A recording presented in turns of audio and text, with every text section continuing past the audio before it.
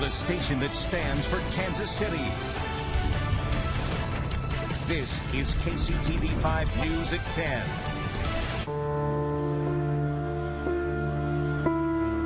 Now at 10, Kansas City in mourning after two heroes are killed fighting a large fire. We take you through the decades they shared together. In-depth coverage tonight as those close to the firefighters share memories and remember their legacies. And they console each other, and then they get through it. It'll be a difficult month. Plus, we uncover new concerns found at the building in the months leading up to the fire. Good evening, I'm Brad Stevens. Ellen McNamara is live in the field tonight. Joining her are KCTV5's Emily Rittman, who will show us how the Royals are supporting the fire department. Betsy Webster talks with some friends of the firefighters. And Josh Marshall uncovers new details about exactly what happened inside that building. But first, Ellen begins our in-depth coverage. And Brad, crime scene tape just like this surrounds the collapsed building tonight, and that is to keep anyone away from the collapsed building and to keep them away from the dangerous rubble. Tonight, we have learned that the ATF is sending in a national response team to help investigate what exactly happened out here that resulted in the deaths of two firefighters. Those firefighters saved people right before they died, and they are heroes tonight, and many in this community recognize that. Throughout the evening and all throughout the day, people have stopped by the scene of the fire at Prospect and Independence to drop off bouquets of flowers to honor Larry Leggio and John Mesh. Today we learned Leggio was 43 years old and a 17-year department veteran. He's survived by his wife and mother. Mesh was a 13-year veteran. He leaves behind a wife and 4 daughters. We've also learned the names of 2 other firefighters who were hurt on the scene. New information just in. Christopher Anderson and Dan Warner, both from Station 23, have been released from the hospital tonight. One more firefighter, we've learned, also broke a foot in the collapse. The fire department is making counselors available to its employees after last night's tragedy. Tonight, they issued a message of thanks to the community for the outpouring of support. Tonight, flags are flying at half-staff in Jackson County. Governor Jay Nixon ordered them down in honor of Leggio and Mesh. This video shows the firefighters' memorial near Broadway and 31st, and the flags, we're told, will remain down until the funerals are over, and those have yet to be scheduled. And we have every angle of this story covered tonight. KCTV5's Josh Marshall has been examining the history of the building that collapsed. He's been learning a lot more about that building and the owners of the building. He's live with that, as well as an update on the investigation. Josh? Ellen, we just learned that the building is actually 95 years old, but it did pass an inspection in December of 2014. But get this, there was a fire in January of this year. We decided to dig deeper into those inspections and the building's owner. Dispatch, this is command. Start all rescues this way. Brick and mortar reduced to rubble Monday night. Where storefronts and apartments once stood, 2 Kansas City firefighters lost their lives, saving the lives of others. The deceased firefighters are identified as 17-year veteran. Fire Chief Paul Berardi struggled to keep his composure, naming the 2 who died in the collapse. Major collapse on the west side, major collapse. The one thing about last night is that I'm extremely proud of the professionalism of on-scene personnel as well as the response to the tragedy. Through building permit records, KCTV5 tracked down the building's owner, Bo Tran. KCTV5 has left multiple messages with Tran, and we visited his home. He hasn't responded. We kept digging into city records. In June 2014, Tran was issued a notice of violation for working without a permit on a storage area behind his building. Tran was cited and fined. 6 months later, in December, a tenant reported an electrical issue to the city, but the tenant wouldn't let inspectors inside the apartment. Now, city fire investigators and ATF experts will sift through the rubble, searching for why the fire started and what caused the deadly collapse. Nothing suspicious at this time, but they will go through it with a fine-tooth comb. Now, the owner of the collapsed building here owns multiple properties spread across the metro. We looked into each one of those buildings. None of them have any pending court cases regarding the condition of the homes and office spaces. Live in Kansas City, Missouri, Josh Marshall, KCTV5 News.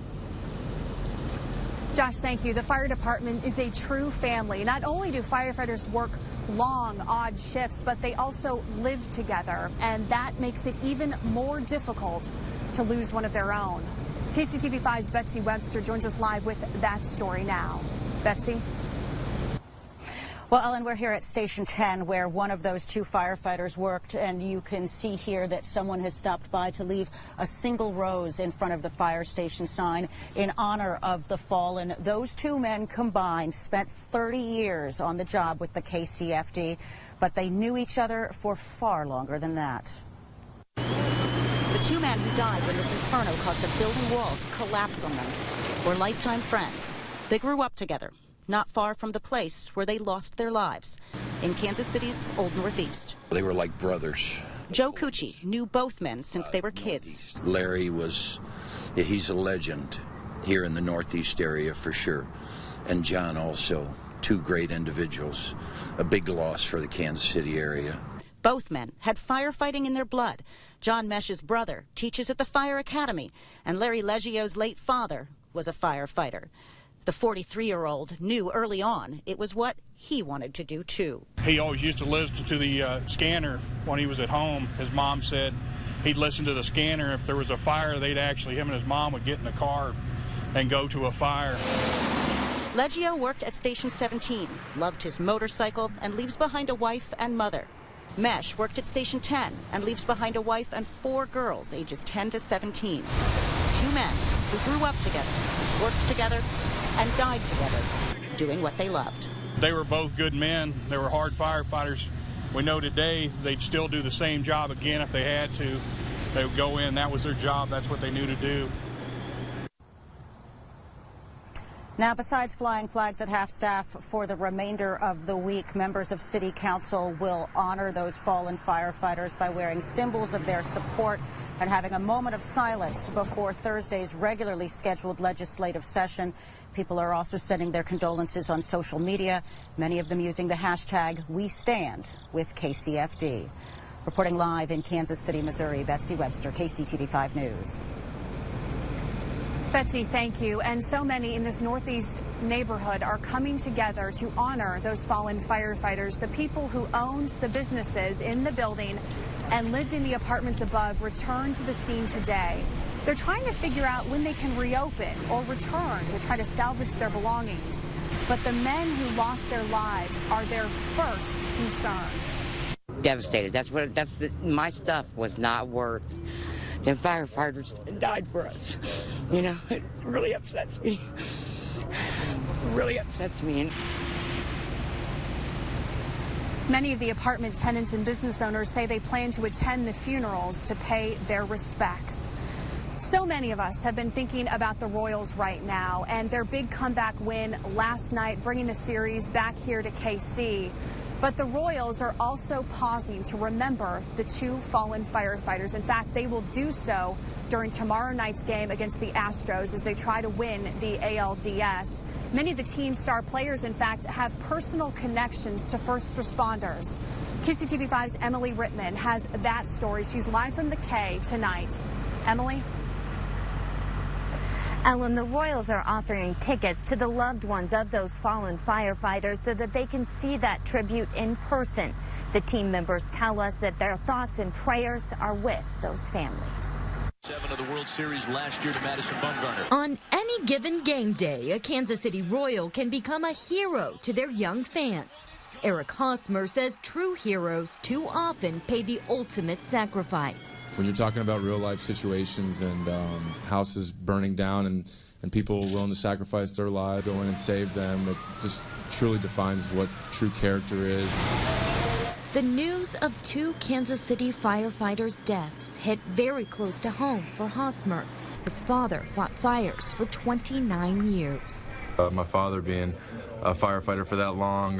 You know what the families go through each and every night. He and his teammates wore Kansas City Fire Department t-shirts Tuesday to honor those firefighters and their loved ones. For everything that they've done for us, and not just in Kansas City, but throughout the our nation.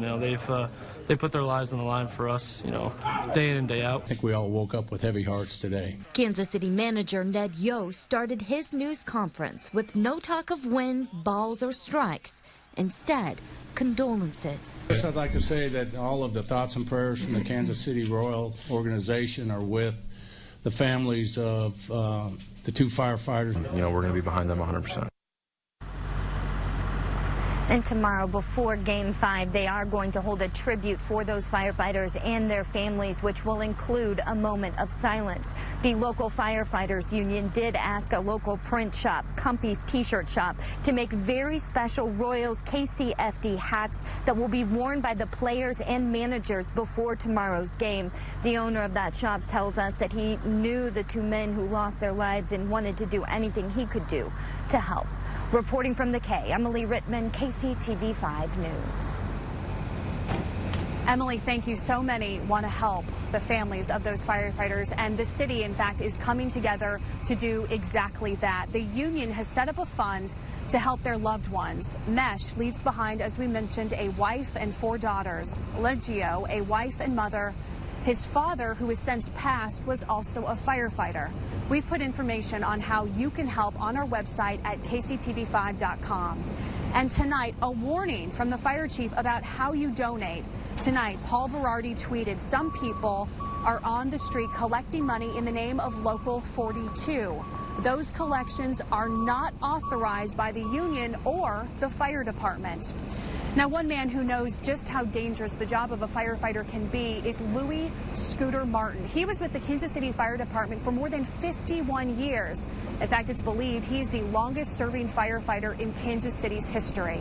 Today, he sat down with me, and he talked about the loss of these 2 firefighters, 2 men he knew. It's a story you will see only on KCTV5. Firefighters are a close-knit family, and for 51 and a half years, Louis Martin, who goes by Scooter, served the Kansas City area. Were there times that you worried that you would not be coming home to your family? You think about it, but you don't want it to happen. Small fires and normal runs, you don't. That's just a job. But when you're half a mile away and you see the flames up in the sky and the smoke, and it's it's going to be big. It crosses your mind. What am I running into? In a small display case below his old leather helmet with his name inside is a shiny gold axe with his patches engraved on it. They gave me that when I had 50 years on. The guys at 17th Station gave it to me. The gift from Fire Station 17 is the same station where Larry Leggio worked. Larry, he was a good firefighter, and he just, as far as I know, he always tried to do his best. Martin knew Larry's dad, who was also a longtime firefighter.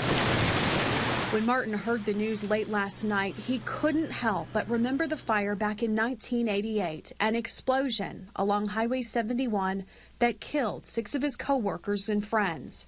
He attended every single funeral. A lot of them for, 8, 9 days, I guess, with just funeral after funeral. Condolences poured in from around the country, something that is happening today.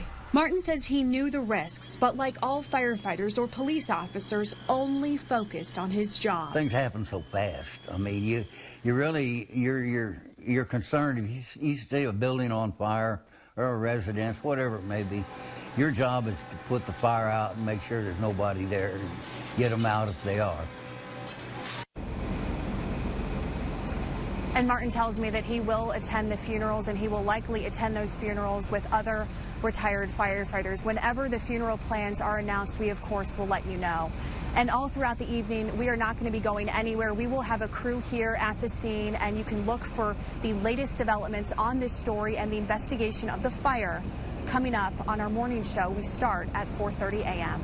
For now, Brad, back to you. Ellen, thank you. And there is much more news ahead. 5 presidential candidates went head-to-head tonight in Las Vegas. We have an early look at who the experts say came out on top tonight. And justice for a popular pet and therapy dog in the Johnson County community. Police say they have the man who shot Nico. Chris? We've been enjoying a stretch of some beautiful autumn weather this week, but there's some big changes ahead of us. Powerful cold front to move through. Take a look at our rain chances and also how cold it's about to get. Your Storm Track 5 forecast is up in 5 minutes. You're watching KCTV5 News at 10.